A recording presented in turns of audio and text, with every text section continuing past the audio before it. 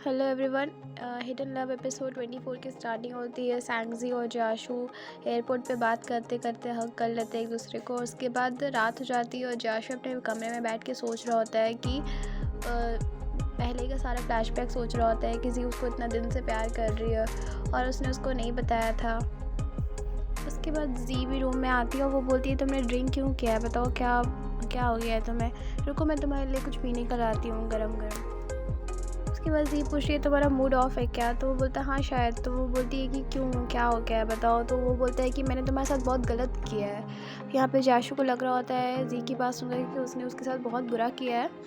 और सैंगजी बोलती है तुमने कब बुरा किया बताओ, मैंने तुम्हें एयरपोर्ट में ये सब बात बोला इसलिए तुम सैड हो क्या। उसके बाद सैंगजी जाशू को बोलती है देखो मैंने तुम्हें कहा है ना तुम्हारी कोई गलती नहीं है और तुम तो मुझे हमेशा अच्छे से ही ट्रीट करते हो। उसके बाद वो उसको सॉरी भी बोलते हैं कि तुमने जो चॉइस लिया है मेरे साथ आगे फ्यूचर में रहने का, तुम उसके लिए रिग्रेट कभी नहीं करोगी, ये मैं तुम्हें बोल रहा हूँ। और फिर वो उसको आई लव यू बोलता है और फिर वो सैंगजी जाशू को किस कर लेती है। उसके बाद वहाँ पे एक रोमांटिक सा मोमेंट बन जाता है और जाशू फिर सैंगजी को किस करता है एकदम लॉन्ग वाली। और उसके बाद रात में कुछ कुछ तो होता है। फिर सुबह हो जाती है और दूसरी साइड जाशू अपने बॉस से बात कर रहा होता है, वो अपने ऑफिस में होता है और बोलता है कि मैं नैनवा में जाके सेटलमेंट होना चाहता हूँ। तो सब लोग बोलते हैं कि अभी जी को ग्रेजुएट होने में टाइम है ना, तुम थोड़ा सा और सोच लो। तो वो बोलता है कि मैंने बहुत सोचा है और फिर वो पूरा मसला बताता है कि सैंगजी के जो पेरेंट्स हैं वो बहुत ही ज़्यादा टेंशन में है ये रिलेशनशिप को लेकर और बहुत सोच रहा है। तो मुझे लगता है कि मैं बड़ा हूँ तो मुझे ये सब ठीक करना पड़ेगा वहाँ जा कर के। और वैसे भी मैंने सैंगजी के लिए कुछ नहीं किया है और वो अपने पेरेंट्स के ख़िलाफ़ जा कर के मेरी साइड ले रही है, तो मुझे लगता है कि ये डिसीज़न मेरा सही होगा। उसके बाद जाशू जब जा रहा होता है तो उसके बॉस लोग बोलते भी है उसको कि देखो तुम हेडक्वार्टर से सपोर्ट ले लो और तुम्हें वहाँ बहुत सारी कंपनी ले लेगी क्योंकि तुम बहुत ही काबिल हो, तो तुम हेडक्वार्टर से हेल्प ले लो। और वो तो उसके बाद जाशू वहाँ से निकल जाता है बाहर। उसके बाद जाशू का अचानक से कॉल आता है डॉक्टर का कि तुम्हारे पापा के पास अब ज़्यादा टाइम नहीं है, तुम आकर के उनसे मिल लो। जब जाशू जाता है उनके पास अपने पापा के पास मिलने के लिए तो वो बहुत सारा बात करता है अपने पापा से। बोलता है कि मैं पुरानी बातों को याद नहीं करना चाहता लेकिन मुझे ज़बरदस्ती करना पड़ रहा है। अगर आप उस टाइम कूदने का ये नहीं करते, सुसाइड करने का कोशिश नहीं करते और अपना पेनल्टी ले लेते तो आज ये सब दिन नहीं देखना पड़ता।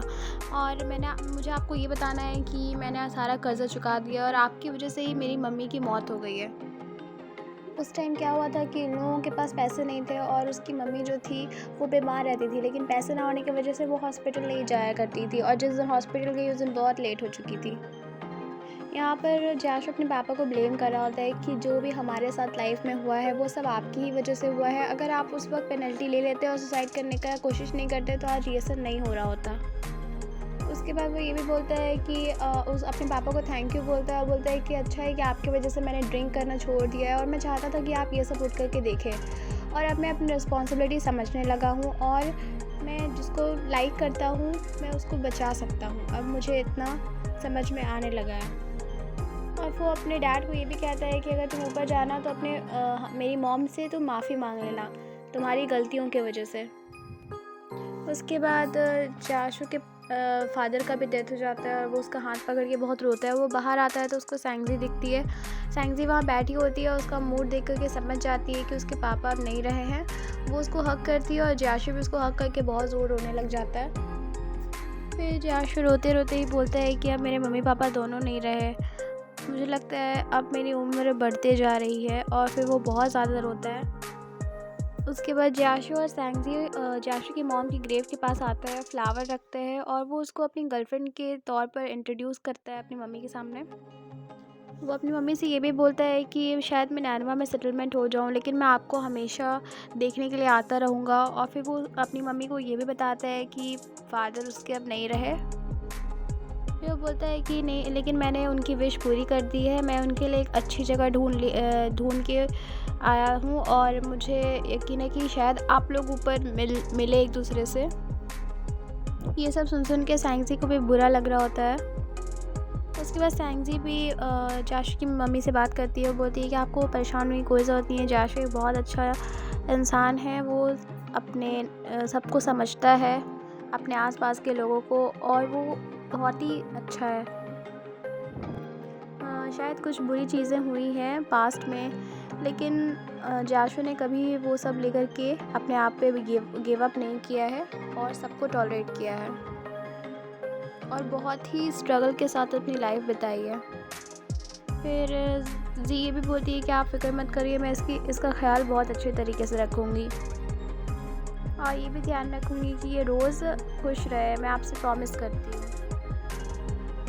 उसके बाद फैंगजी और जाशु हक करते हैं और फिर दूसरे सीन में दिखाया जाता है कि वो लोग दोनों साइकिल चला रहे होते हैं। उसके बाद दोनों साइकिल से जा रहे होते हैं, दोनों मस्ती कर रहे होते हैं और जाशु को भी अच्छा लग रहा होता है और जाशु सोच रहा होता है कि जो लड़की हमेशा मेरे पीछे बैठा करती थी वो इतनी बड़ी हो गई है, मुझसे आगे जा रही है और वो हमेशा मेरे साथ देगी, क्योंकि जब मैं अपने सबसे बुरे वक्त में गुजर रहा था तब वो मेरे साथ खड़ी थी और वो मेरे साथ साथ चल के मेरे आगे चल रही है और मेरा हमेशा सपोर्ट कर रही है। और फिर वो बहुत खुश हो जाता है ये सोच करके। उसके बाद दोनों एक जगह रेस्ट लेते हैं और जाशु बताता है जी को कि मैंने रिज़ाइन कर लिया है और अब मैं नैनवा में सेटल हो जाऊंगा। फिर जी उसको बोलती है क्यों किया, ये तो ज़रूरी थोड़ी था वहाँ रहना। तो वो बोलता है हाँ मुझे जाना है वहाँ और तुम्हारे ग्रेजुएट होने से पहले मुझे सब चीज़ वहाँ सेटल कर देना है ताकि हम लोग वहाँ एक अच्छी लाइफ जी सकें। उसके बाद जाशु को समझाता है कि मेरा बिज़नेस और मेरा घर तो कहीं पर भी हो सकता है जहाँ तुम मेरे साथ रहोगी। उसके बाद फिर वो पूछती है कि तुम यहाँ और कितने दिन रह रहे हो। तो वो बोलता है कि बस मैंने लेटर सबमिट कर दिया है, अब जब तक काम हो जाए शायद 1 मंथ। तो वो बोलती है कुछ ज़्यादा जल्दी है। फिर वो बोलता है कि तुम अपसेट हो रही हो क्या, मेरे से दूर जाने के लिए तुम्हें अच्छा नहीं लग रहा है क्या। तो वो बोलती नहीं ऐसा बिल्कुल नहीं है। लेकिन फिर वो जाशु को हक करती है और जाशु उसको समझाता है कि हमारे पास आगे बहुत सारी ऐसी अपॉर्चुनिटी आएगी जब हम लोग एक दूसरे से मिलेंगे। उसके बाद जाशु अपना बैग पैक कर रहा होता है और जी उसके लिए लंच बना रही होती है और फिर वो अपनी पिक्चर और जी के साथ वाली उसको बैग में रखता है और किचन में पहुंच जाता है। फिर जाशु जी को बोलता है कि जब मैं यहाँ से चला जाऊँगा तो मैं तुम्हें बहुत मिस करूँगा। तो वो बोलती है कि अगर तुम मुझे ज़्यादा मिस करना तो मेरी कैंडी खा लेना या तो मेरा बियर साथ में लेके जाओ। फिर जाशु बोलता है कि अच्छा अगर मैं चला जाऊँ और तुम मुझे मिस करो तो फिर तुम क्या करोगी, मैं बियर को यहीं छोड़ देता हूँ ताकि तुमको हमेशा लगे कि मैं तुम्हारे साथ ही हूँ। उसके बाद सुबह में भी जाशु थोड़ा सा रोमांटिक वाला मोमेंट बना लेता है और वो लोग किचन में होते हैं। वो चूल्हा को बंद करता है तो वहाँ पर भी उन लोग की थोड़ी सी किसमिस होती है। और उसके बाद एयरपोर्ट का दिखाया जाता है सीन। एयरपोर्ट में जाशु पूछता है कि तुम मुझे इतना दूर छोड़ने क्यों आई, एयरपोर्ट तो बहुत ज़्यादा दूर था ना। तो वो बोली कि मैं तुम्हें छोड़ने क्यों नहीं आती बताओ तो। उसके बाद जाशु भी सैंगजी को कुछ समझाता है और सैंगजी भी जाशु को कुछ समझा रही होती है कि टाइम पर खाना वाना खा लेना, मैं तुम्हें रिमाइंड कर दूँगी और अपने वर्क पे फोकस करना एट्सेट्रा एट्सेट्रा। फिर जी उसको बोलती है अगर तुम्हारा बिज़नेस स्टार्टअप फेल भी हो जाए तो मैं हूँ ना, मैं सपोर्ट करूँगी तुम्हें। उसके बाद जाशु बोलता है ठीक है मैं चलता हूँ अब। उसके बाद जाशु जैसे जैसे आगे बढ़ रहा होता है जैंगजी उसके पीछे पीछे चल रही होती है। वो पीछे मुड़ के बोलता है कि जाओ वापस चले जाओ तुम, बाय बोल के जा रहा होता है। फिर जैंगजी उसके पीछे चलती है, फिर वो पीछे मुड़ता है। उसके बाद जाशु उसके पास आता है, उसको हक कर लेता है और उसकी आंख में आंसू आ जाता है। फिर जैंगजी पूछती है कि मैं चलूँ क्या साथ तुम्हें छोड़ने के लिए। तो वो आंसू पोंछ के बोलता है हाँ ठीक है चलो। फिर जैंगजी दौड़ करके बैग को पकड़ लेती है। उसके बाद वो रुक कर के बोलता है बस यहीं तक। और अब उसके बाद बोलता है कि ठीक है अब मैं सच में जा रहा हूँ। और वो चला जाता है बाय बोल के और सैंगजी भी उसको बाय बोल देती है और वहाँ पे सैंगजी की आंख में आंसू आ जाते हैं। और उसके बाद फिर यहीं पर एपिसोड का एंड हो जाता है। Thanks for watching.